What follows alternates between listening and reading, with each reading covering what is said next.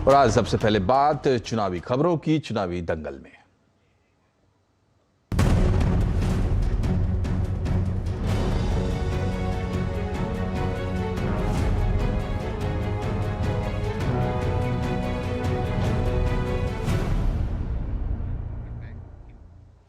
और बात सबसे पहले सबसे बड़े इंटरव्यू की। देश के गृह मंत्री अमित शाह ने हमसे एक्सक्लूसिव बातचीत की है। नेटवर्क 18 के editor in chief Rahul Joshi के साथ उन्होंने देश के ज्वलंत मुद्दों पर खुलकर बात की।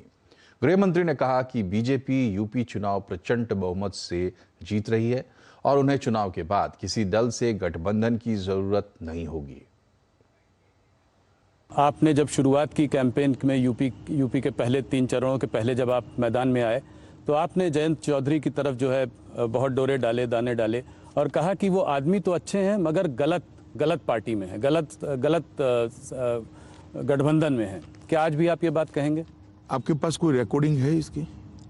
अच्छा, मैंने तो ये, आपने ये नहीं कहा तो आपने क्या कहा फिर? मैंने ऐसा भी नहीं कहा, मैंने नहीं कहा जी। हवा में से बातें मीडिया ने नहीं उठानी चाहिए, इतना ही। अब जब पैक हो गया चुनाव, भारतीय जनता पार्टी पूर्ण बहुमत से जीतने जा रही है, मैंने इतना ही कहा था, वो गलत जगह पे चलेगी। गलत जगह।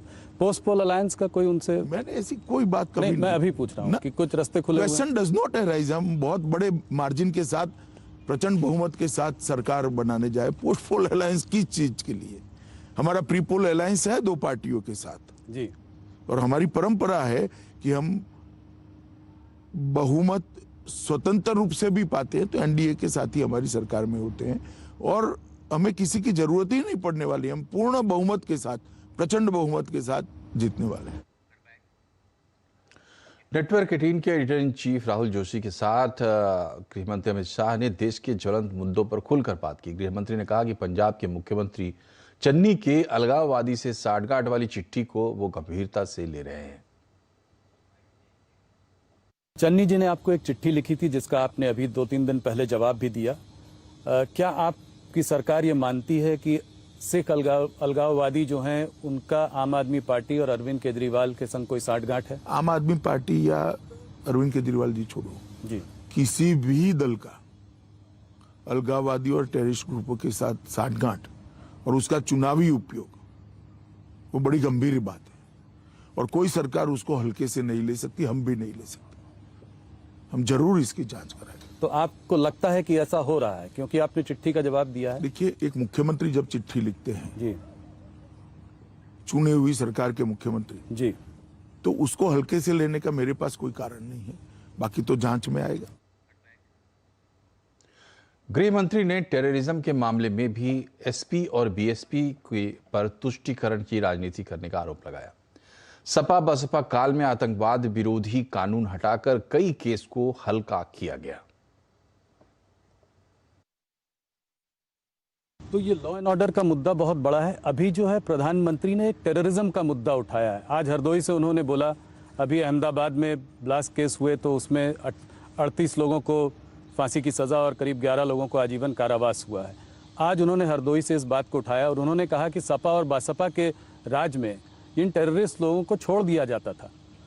नहीं, 11 ऐसे मामले हैं जी, सपा बसपा के राज में जिसमें पोटा और यूएपीए लगाया था, उसको विड्रॉ कर लिया गया, जिसमें संकट मोचन के बम ब्लास्ट से लेके बहुत सारे मामले सेंसिटिव टाइप। आप देश की सुरक्षा के लिए क्या सोच रखते हो, उसका जवाब उत्तर प्रदेश की जनता को सपा बसपा ने देना पड़ेगा। अब आप एक बात समझ लीजिए कि जिन पर पोटा और यूएपीए लगा है या तो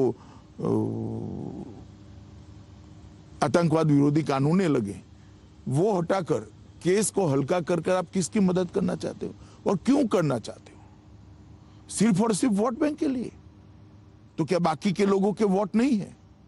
जो विक्टिम है उनके वोट नहीं है? और ये फील पूरे उत्तर प्रदेश में है और कांग्रेस के शासन में भी ढेर सारे ऐसे मामले आए देश भर में।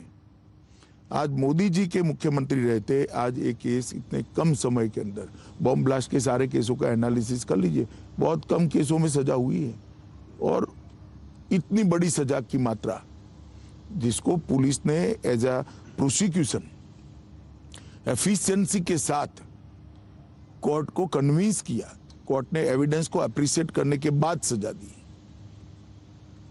तो टेररिज्म के मामले में भी सपा बसपा ये जातिवादी और तुष्टीकरण करने वाली पार्टियों का रवैया लचर रहा है। हिजाब विवाद पर गृह मंत्री की राय है कि स्कूलों में स्कूल की यूनिफॉर्म ही पहनी जानी चाहिए। एक और मुद्दा जो इस चुनाव में कर्नाटका से होते हुए हमारे पास आ गया है वो है हिजाब का मुद्दा। क्या आप मानते हैं कि मुसलमान औरतों लड़कियों के लिए ये हिजाब का मुद्दा जायज़ मुद्दा है? क्या रिलीजियस राइट जो हैं वो इंस्टीट्यूशंस में, मतलब स्कूल्स में, इंस्टीट्यूशंस में इनका एक प्राथमिकता होनी चाहिए, वो ओवरराइड कर सकती हैं? देखिए, मेरा व्यक्तिगत मानना है जी कि स्कूल के ड्रेस कोड को सभी धर्म के लोगों ने अपनाना चाहिए। और मामला अब कोर्ट में है, कोर्ट ने अभी स्टे दिया है, कोर्ट सुनवाई कर रही है। अदालत का जो फैसला है वो सबने मानना चाहिए। देश को अल्टीमेटली संविधान के आधार पर चलाना चाहते हैं या विम्स के आधार पर चलाना, वो तय करना पड़ेगा। मेरी व्यक्तिगत मान्यता तब तक ही रहती है जब अदालत फैसला नहीं करती। एक बार अदालत फैसला करती है तो फिर मुझे भी इसको स्वीकार करना चाहिए, सबने इसको स्वीकार। परंतु मैं व्यक्तिगत रूप से मानता हूं कि स्कूल के ड्रेस कोड और स्कूल के यूनिफॉर्म के हिसाब से ही सभी बच्चों ने वहां पढ़ाई लिखाई से ऊपर रखना चाहिए। मगर एक चीज और है कि आपको क्या इसमें कोई साजिश दिखाई देती है? कैंपस फ्रंट ऑफ इंडिया के लोग इस पे सक्रिय हैं, कोई ढेर सारे लोग सक्रिय हैं, मगर मैं इतना बताता हूं कि इनकी मंशा सफल नहीं होगी। कोर्ट का जजमेंट आने के बाद देश की जनता इसको स्वीकार करेगी।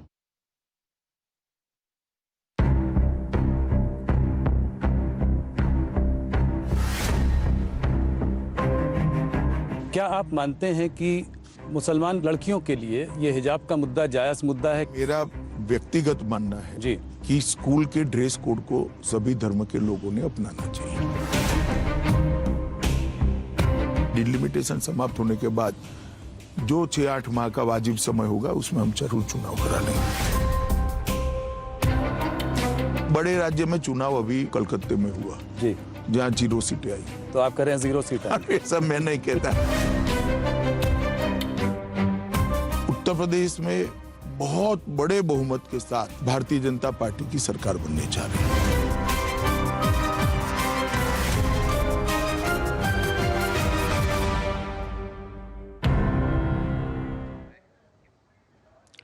उत्तर प्रदेश के सीएम योगी आदित्यनाथ ने हरदोई में पार्टी प्रत्याशियों के लिए प्रचार किया। इस दौरान सीएम योगी ने शाहबाद जनसभा में समाजवादी पार्टी पर निशाना साधा। योगी ने कहा कि गुजरात में आतंकवादियों को फांसी की सजा सुनाई गई तो एसपी को बहुत तकलीफ हुई।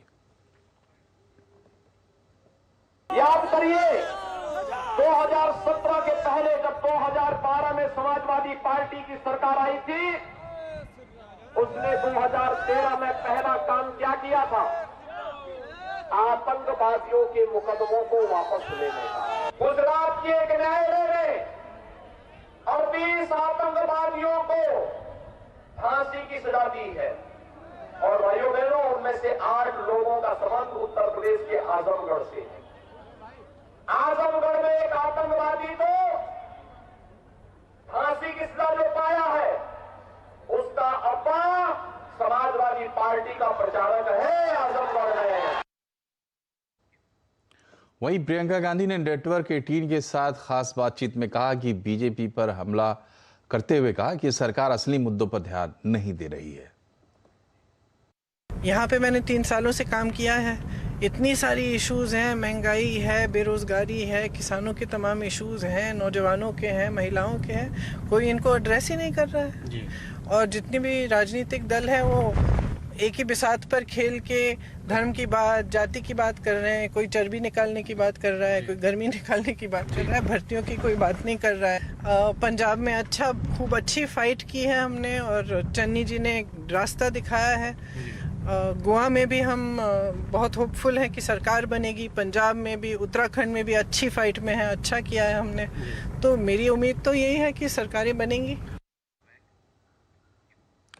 बाकी सेक्टर की तरह रियल एस्टेट सेक्टर को भी बैंकों से आसानी से कर्ज मिल सके, इसके लिए वित्त मंत्री निर्मला सीतारमण रिजर्व बैंक से चर्चा करेंगी। आज बजट पर इंडस्ट्री दिग्गजों के साथ चर्चा के दौरान एक सवाल के जवाब में वित्त मंत्री ने ये भरोसा दिलाया। वित्त मंत्री के साथ इस चर्चा में और क्या क्या खास बातें हुई, जानने के लिए चलते हैं लक्ष्मण रॉय के पास। लक्ष्मण जी, बताइए कि आज की ये जो चर्चा थी, खास करके मुंबई में हो रही थी, तो क्या क्या बातें निकली यहाँ से? दरअसल बजट के बाद इंडस्ट्री के साथ चर्चा में वित्त मंत्री ने 2-3 महत्वपूर्ण बातें कही। सबसे महत्वपूर्ण बात रियल एस्टेट सेक्टर के लिए कि रियल एस्टेट सेक्टर के एक प्रतिनिधि ने जब यह सवाल उठाया कि बाकी सेक्टर को जितनी आसानी से बैंक लोन दे देते हैं उतनी आसानी से रियल एस्टेट सेक्टर को लोन नहीं देते हैं, तो इस पर वित्त मंत्री ने कहा कि इस मुद्दे को लेकर वो रिजर्व बैंक से बातचीत करेंगी और कोशिश करेंगी कि रियल एस्टेट सेक्टर को भी बाकी सेक्टर की तरह आसानी से कर्ज मिल सके। हालांकि इस मौके पर उन्होंने ये भी बताया कि रियल एस्टेट सेक्टर को आसानी से कर्ज मुहैया कराने के लिए पिछले दिनों सरकार ने कई महत्वपूर्ण कदम उठाए हैं। दूसरा एक सेक्टर था जिस पर वित्त मंत्री का फोकस था, वो था टेक्सटाइल सेक्टर। टेक्सटाइल सेक्टर के लिए ग्रासिम के मैनेजमेंट ने यह कहा कि कच्चे माल पर टैक्सेस ज्यादा है, टैक्स ज्यादा लगते हैं, तो इसको घटाया जाए या फिर कम किया जाए। तो इस पे जवाब यह था वित्त मंत्री और उनके अधिकारियों का कि दरअसल सरकार भी चाहती है घटाना, लेकिन इंडस्ट्री के भीतर ही इस पर आम राय नहीं है। इंडस्ट्री टैक्स घटाने को लेकर आम राय बना दे तो फिर कच्चे माल पर जो इन्वर्टेड ड्यूटी स्ट्रक्चर है, यानी कच्चे माल पर ज्यादा ड्यूटी है, तैयार माल पर कम ड्यूटी है, तो इस दोष को भी दूर किया जा सकेगा। एक तीसरा जो सबसे ज्यादा चर्चित मुद्दा था वो था ब्लॉकचेन टेक्नोलॉजी या फिर कहे क्रिप्टो एसेट को लेकर के। वित्त मंत्री ने साफ कहा कि ब्लॉकचेन टेक्नोलॉजी और जो क्रिप्टो एसेट है उसको साथ मिलाकर मत जोड़िए। सरकार ब्लॉकचेन टेक्नोलॉजी के खिलाफ नहीं है, ब्लॉकचेन टेक्नोलॉजी को बढ़ावा देना चाहती है और रिजर्व बैंक की तरफ से जो डिजिटल करेंसी लॉन्च होने वाली है वो भी ब्लॉकचेन टेक्नोलॉजी का ही एक वर्जन होगा। लेकिन जो सरकार ने क्रिप्टो एसेट पर टैक्स लगाया वो बिल्कुल इससे अलग है। एक और महत्वपूर्ण मुद्दा उन्होंने कहा कि बजट में अगले 25 साल का एक ब्लूप्रिंट तैयार किया गया है और इंफ्रास्ट्रक्चर पर फोकस इसलिए ज्यादा किया गया है क्योंकि इससे ना सिर्फ इंफ्रास्ट्रक्चर बाकी दूसरे कई सारे सेक्टर पर इसके सकारात्मक असर पड़ते हैं। और अगर आप ट्रेन में अक्सर सफर करते हैं तो ग्रोसरी और पेट्रोल खरीदने पर डिस्काउंट ले सकते हैं। इसके लिए आईआरसीटीसी का रुपे क्रेडिट कार्ड लेना होगा। इसे बीओबी फाइनेंशियल के साथ मिलकर लॉन्च किया गया है। लक्ष्मण जी के पास चलते एक बार फिर से। लक्ष्मण जी, ये बताइए इस रुपे कार्ड का सिस्टम क्या है, कैसे इसका फायदा मिलेगा? दरअसल ये जो आईआरसीटीसी ने बैंक ऑफ बड़ौदा फाइनेंशियल के साथ मिलकर के जो क्रेडिट कार्ड लॉन्च किया है उसकी कई सारी खासियत है। सबसे महत्वपूर्ण खासियत तो ये है कि जो लोग अक्सर ट्रेन में सफर करते हैं उनके लिए बड़ी फायदे की बात है। इस कार्ड के जरिए आप जो है पेट्रोल खरीदने जाएंगे तो वहां पर डिस्काउंट पा सकते हैं, ग्रोसरी की शॉपिंग पर डिस्काउंट पा सकते हैं, यहां तक कि आईआरसीटीसी की वेबसाइट से अगर टिकट के बुक करते हैं तो वहां पर आपको जो ट्रांजैक्शन चार्ज लगता है उसमें आपको 1% की छूट मिल सकती है। तो इस तरह के कई सारे डिस्काउंट ऑफर और छूट की व्यवस्था की गई है। इतना ही नहीं, यह भी कहा गया है कि जो खास तौर से आईआरसीटीसी के लॉन्च है इस कार्ड होल्डर को आईआरसीटीसी के लॉन्च साल में 4 बार मुफ्त में सुविधा उठा सकते हैं वो, और साथ ही साथ उनको जो है कई सारे बोनस पॉइंट मिलते रहेंगे इस कार्ड के जरिए। मिसाल के तौर पर अगर कार्ड जारी होने के 45 दिन के भीतर आप 1000 रुपए या इससे ज्यादा की शॉपिंग करते हैं तो आपको 1000 का रिवॉर्ड पॉइंट मिलेगा। साथ ही साथ हर 100 रुपए का खर्च पर आपको 4 रिवॉर्ड पॉइंट मिलेगा। तो इस तरह से कई तरह के ऑफर देते हुए ये कार्ड लॉन्च किया गया है ताकि रेलवे में अक्सर जो लोग सफर करते हैं उनको किसी न किसी तरीके से राहत दिया जाए या फिर सुविधा दी जाए। बहुत बहुत शुक्रिया लक्ष्मण जी। और यहाँ हम रुक रहे एक छोटे से ब्रेक के लिए। खबरें भी और भी है, बने रहिए हमारे साथ। ब्रेक के बाद एक बार फिर से आपका स्वागत है आवाज समाचार में। बाजार में आज हफ्ते की शुरुआत भारी उथल पुथल वाली रही। सेंसेक्स निफ्टी लगातार चौथे दिन गिरावट पर बंद हुए। मिड और स्मॉल कैप में बिकवाली हावी हुई। और बाकी हाल समझते हैं हमारे सहयोगी सुमित मेहरोत्रा से। बताएं सुमित, किन सेक्टर्स और शेयर्स में सबसे ज्यादा एक्शन रहा आज? देखिए, पहले निफ्टी गेनर्स की बात किया तो आज सबसे पहला नाम रहा विप्रो का, उसके साथ साथ इन्फोसिस जो कि खरीदारी में रहा, साथ ही साथ श्री सीमेंट, पावर ग्रिड, ये कुछ ऐसे नाम थे जहां पर खरीदारी देखने को मिली। बिकवाली वाले शेयरों में Hindalco, UPL, Divi's lab, Adani port, ये कुछ ऐसे नाम थे जहां पर आज प्रेशर बनता हुआ दिखाई पड़ा। मिड कैप में आज लीड कर रहा था idea, Coforge, federal bank, mind tree, ये कुछ ऐसे नाम जहां पर खरीदारी बनते हुए दिखाई पड़ी। मिड कैप के गिरने वाले शेयरों में BHEL का नाम शुमार था, ग्लेनमार्क, श्रीराम ट्रांसपोर्ट, HAL, ये कुछ और ऐसे नाम जहां पर प्रेशर बनता हुआ दिखाई पड़ा। इसके अलावा स्मॉल कैप में कल्पतरू पावर, न्यूज फ्लो के चलते स्पाइस जेट, वोखार्ड, इंडिगो, यहां पर कुछ हद तक खरीदारी बनते हुए दिखाई पड़ी। लेकिन आज स्मॉल कैप के लूजर्स में सबसे पहला नाम था पूरे ग्रुप में Indiabulls housing, Indiabulls real estate जैसे नामों का। इसके अलावा BEML, PNB हाउसिंग, HFCL, कुछ और ऐसे नाम जहां पर प्रेशर बनता हुआ दिखाई पड़ा।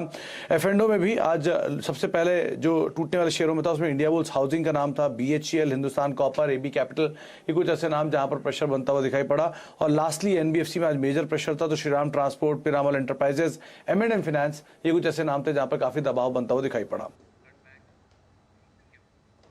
बहुत बहुत शुक्रिया सुमित। और अब बात करते हैं हिजाब विवाद की। कर्नाटक के शिवमोगा में बजरंग दल के कार्यकर्ता की चाकू मारकर हत्या कर दी गई और इसे इस विवाद से जोड़ा जा रहा है। पुलिस के मुताबिक मृतक ने अपने फेसबुक प्रोफाइल पर हिजाब के खिलाफ पोस्ट लिखी थी। उन्होंने भगवा शॉल का समर्थन किया था। वहीं बजरंग दल के कार्यकर्ता की हत्या के बाद पूरे शहर में तनाव का माहौल है। शहर की सड़कों पर बड़ी तादाद में भीड़ भगवा झंडा लिए निकलती दिखी। कई जगहों पर तोड़फोड़, आगजनी भी हुई है। प्रशासन ने हालात को काबू में रखने के लिए धारा 144 लगा दी है। RAF को तैनात कर दिया गया है। वहीं 2 दिन के लिए स्कूल कॉलेज फिर से बंद कर दिए गए हैं। चारा घोटाले के सबसे बड़े मामले डोरंडा ट्रेजरी घोटाले केस में दोषी लालू प्रसाद यादव को आज सजा का ऐलान किया गया। बिहार के पूर्व CM को 5 साल की सजा सुनाई गई है। उन्हें 60 लाख का जुर्माना भी भरना होगा।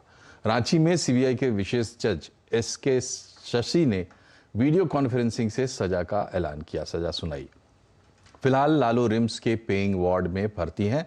लालू के अलावा चारा घोटाले के इस बड़े मामले में 37 अन्य दोषियों को भी सजा सुनाई गई है।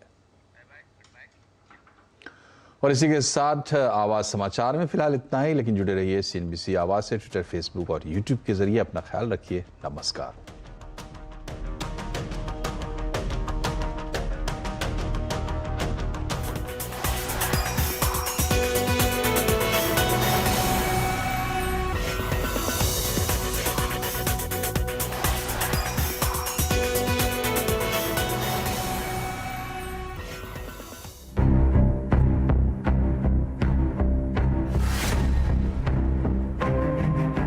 क्या आप मानते हैं कि मुसलमान लड़कियों के लिए ये हिजाब का मुद्दा जायज मुद्दा है? मेरा व्यक्तिगत मानना है जी कि स्कूल के ड्रेस कोड को सभी धर्म के लोगों ने अपनाना चाहिए। डिलिमिटेशन समाप्त होने के बाद जो 6-8 माह का वाजिब समय होगा उसमें हम जरूर चुनाव करा लेंगे। बड़े राज्य में चुनाव अभी कलकत्ते में हुआ जी, जहाँ 0 सीटें आई। तो आप कह रहे हैं 0 सीट है? अरे सब मैं नहीं कहता। उत्तर प्रदेश में बहुत बड़े बहुमत के साथ भारतीय जनता पार्टी की सरकार बनने जा रही है।